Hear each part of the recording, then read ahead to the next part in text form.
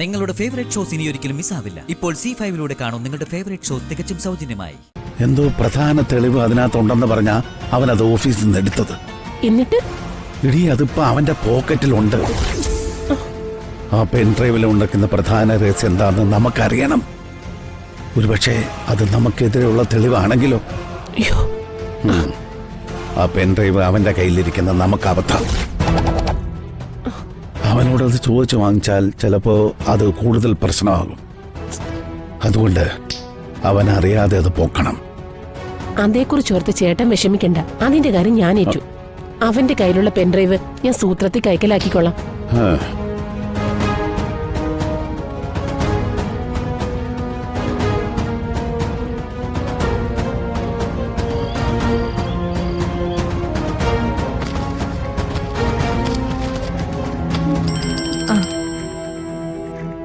Hello ഋഷി sir. ഗോപിയെ ജാഥ അയച്ചുതരാൻ പറഞ്ഞിട്ട് അവിടെ. സോറി സർ, ഞാൻ ഇപ്പൊ തന്നെ അയച്ചുതരാം. ഒന്ന് ഹോൾഡ് ചെയ്യണേ. ഓക്കെ.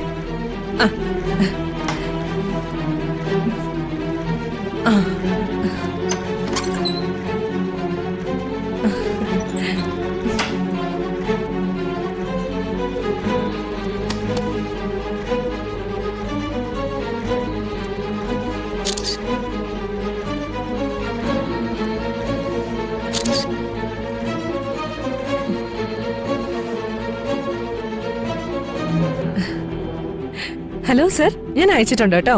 ആണോ? നോട്ടെ. ശരി, ഞാനത് വീട്ടിൽ കാണിച്ചിട്ട് വിളിക്കാം. ഓക്കെ ശരി. ഓക്കെ.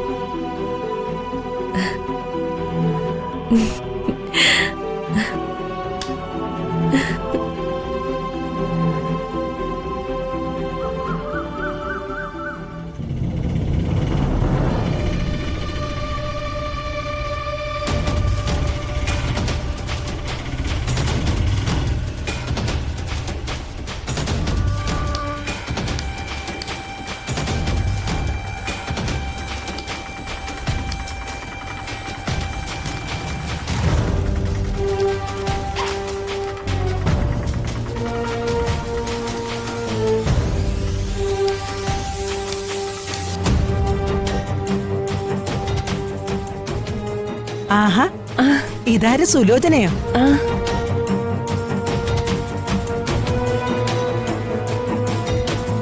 എന്തൊക്കെയുണ്ട് സുലോചന വിശേഷം? വാ ഇരിക്കെ.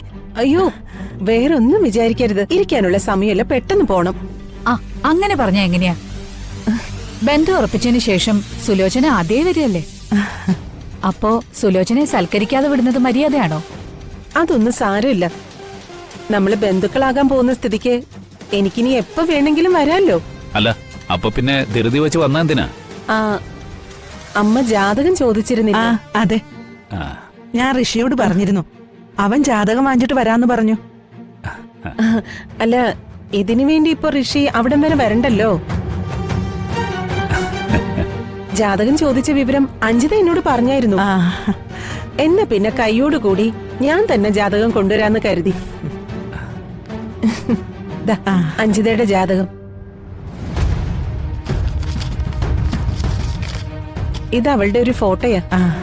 അല്ല, കുട്ടി അവൻ കണ്ടിട്ടുള്ളതാണല്ലോ. എന്നാലും ഫോട്ടോ ഇവിടെ ഇരിക്കട്ടെ, എന്തെങ്കിലുമൊക്കെ ആവശ്യം വരും. ഓ, ഡൗൺലോഡ് ചെയ്യൂ C5 ആപ്പ്. കാണൂ എല്ലാ എപ്പിസോഡുകളും സൗജന്യമായി.